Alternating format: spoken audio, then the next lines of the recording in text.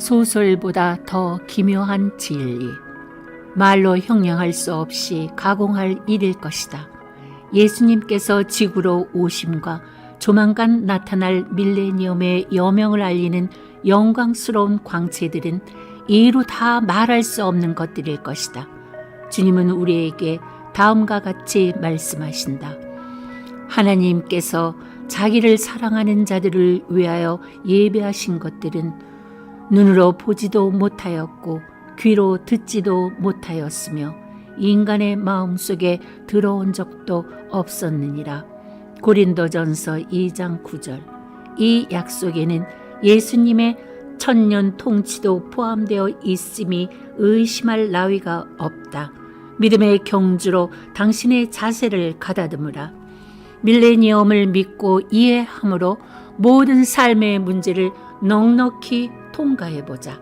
밀레니엄의 삶의 모습들이 너무 좋은 것이라서 믿지 못하겠거든 그것 때문에 마음이 동요될 것까지는 없다.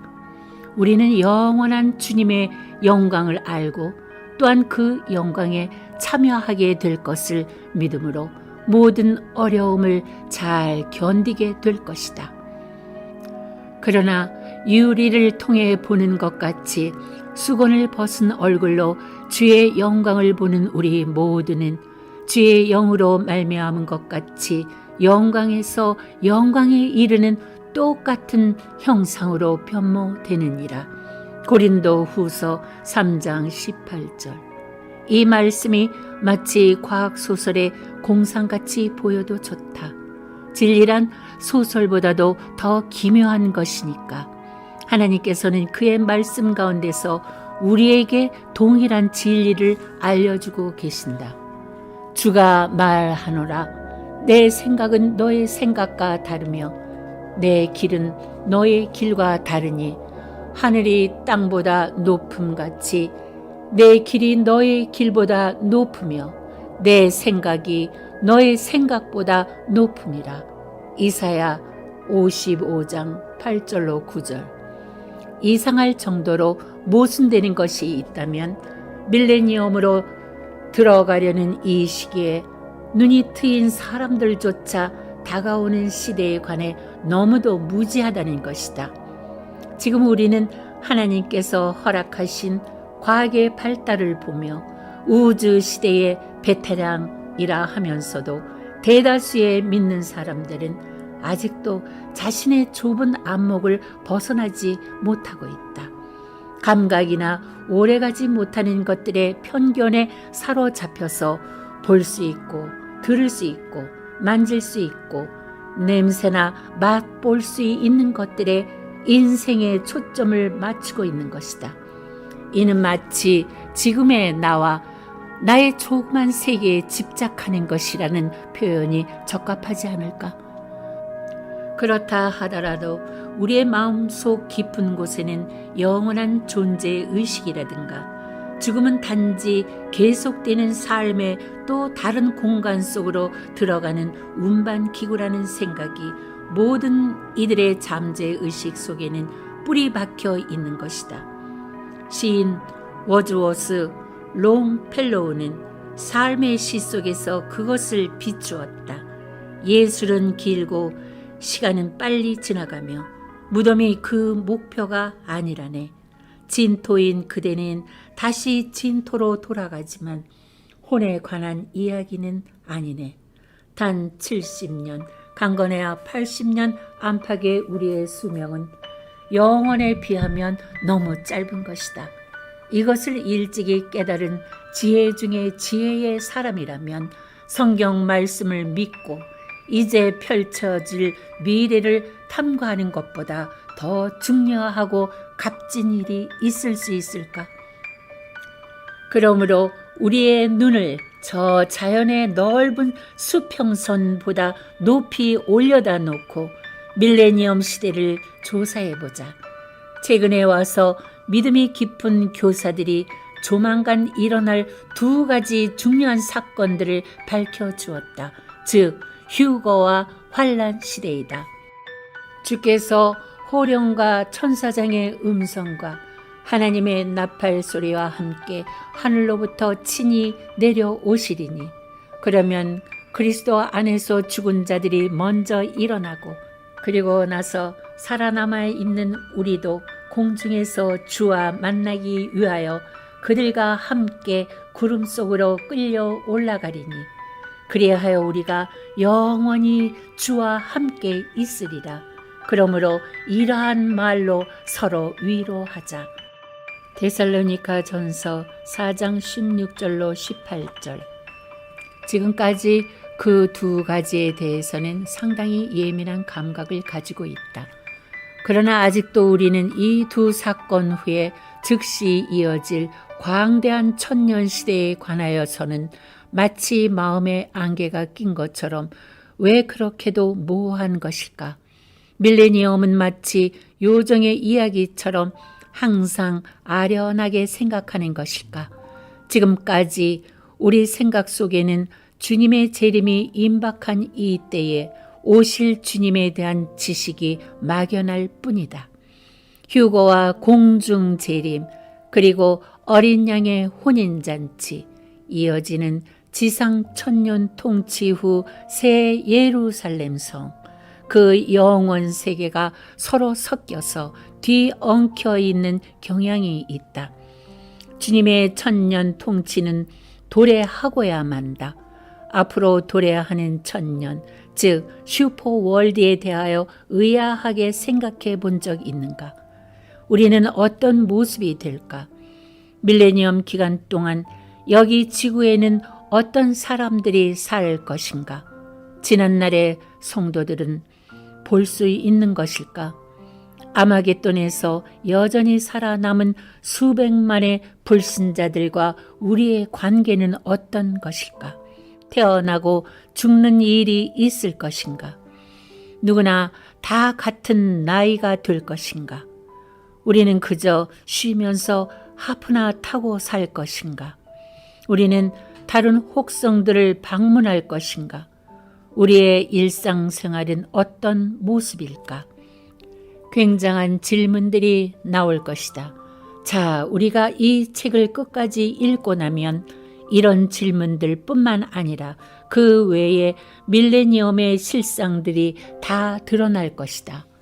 아마도 지금까지 밀레니엄에 관한 가르침이 부족했던 것은 시간 개념을 신성하게만 다루었던 데서 기인한 것이다.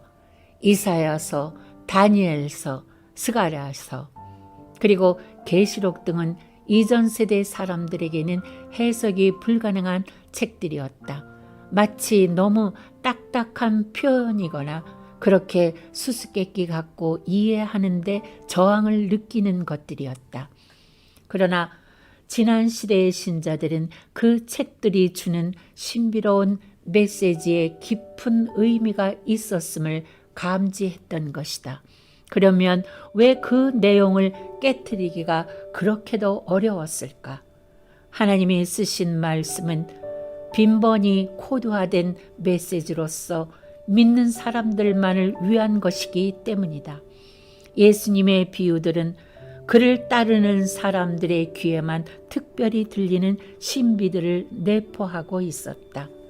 그들이 언젠가 예수님께 질문했다. 왜 그들에게는 비유로 말하시나이까? 예수님의 대답을 들어보자. 이는 천국의 신비들이 너희에게는 알도록 허락되었으나 그들에게는 허락되지 아니하였기 때문이니라. 마태복음 13장 11절. 고린도전서 2장 14절에서 사도 바울은 우리에게 다음과 같이 말씀하고 있다. 그러나 자연인은 하나님의 영을 받아들이지 아니하나니 이는 그 일들이 그 사람에게는 어리석게 여겨지기 때문이요 또 알 수도 없나니 이는 그 일들이 영적으로만 분별되기 때문이니라. 밀레니엄의 비밀을 깨닫는 자 누구인가? 예수께서는 한 특별한 세대, 즉 마지막 때를 견디는 사람들에게 미칠 무수한 상황들을 묘사하셨다. 시간의 통로를 끝까지 내려다보시면서 이 세대가 막을 내릴 때에 살아남을 사람들을 그분께서는 미리 보셨던 것이다. 내가 믿기로는 우리가 바로 예수님이 보셨고 또한 말씀하신 그 세대임에 틀림이 없다. 그러므로 바로 마지막 순간에 우리는 살고 있으면서 그 세대의 죽음의 진통을 겪고 있는 것이다. 마지막 때에 관한 예언들이 폭주하는 것은 별로 이상할 것이 없다. 마치 신령한 만화경처럼 오래된 성서들은 이것을 참신 명확하게 나타내 보여주어 왔다. 그런데도 어떤 사람들은 밀레니엄의 비밀들을 깨닫지 못할 것이다. 이는 그 말씀이 마지막 때까지 닫혀 있고 봉해져 있을 것이니라. 악한 자들 중 아무도 깨닫지 못할 것이나 현명한 자들은 깨달으리라. 다니엘 12장 9절로 10절. 주님께서는 예언에 관한 성서의 혈관을 감추어 두셨고 지금 우리는 우리 목전에서 그분께서 그 예언들을 성취하실 때마다 그 고귀한 지식들을 캐어내는 것이다. 우리가 사는 세상은 마치 방향키를 상실하고 사고로 인해 바람결에 밀려 조종되고 있다는 표현보다 더 나은 것이 있을 수 있을까? 잊을 수 없을 정도로 성경이 정확하다는 사실을 증명할 수 있는 더 나은 방법은 무엇일까? 하나님께서는 예언을 하실 때 마치 금을 깔아 놓듯이 저장해 두시고 어떤 정해진 시간까지 그것들을 덮어 두셨다. 오, 너 다니엘아, 마지막 때까지 그 말씀을 닫고 그 책을 봉하라. 다니엘 12장 4절. 그분께서는 적당한 날에 그것들을 열어주실 것을 명확하게 알려주시기 위해 기록하셨다.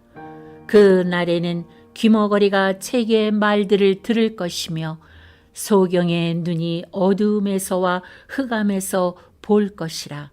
이사야 29장 18절. 물론이다.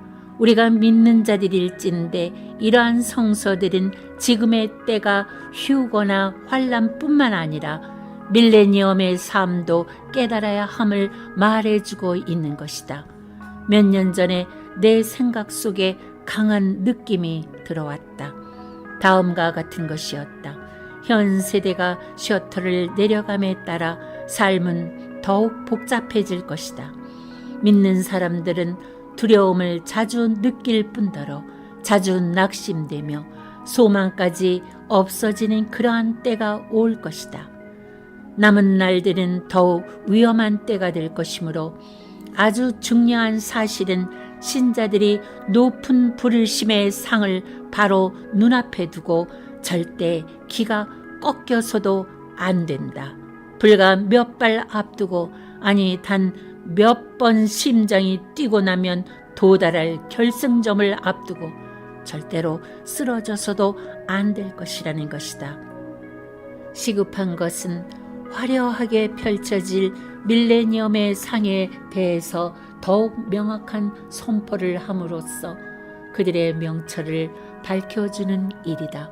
믿는 자들의 용기를 북돋아주고 견고케 하여 밀레니엄의 문턱에서 떨어져 나가 표류하는 사람이 한 사람도 없도록 하여야 할 것이다.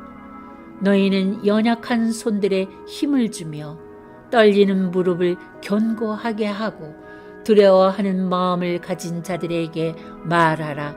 강건하라. 두려워 말라. 이사야 35장 3절로 4절.